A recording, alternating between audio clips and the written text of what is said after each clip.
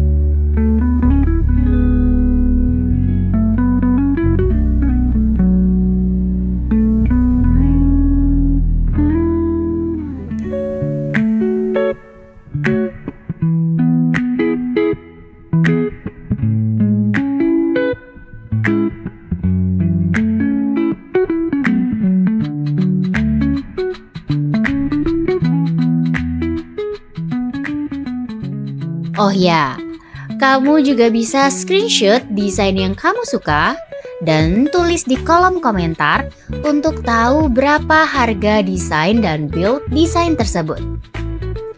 Jangan lupa like dan share jika kamu suka video ini ya. Sampai jumpa di video selanjutnya.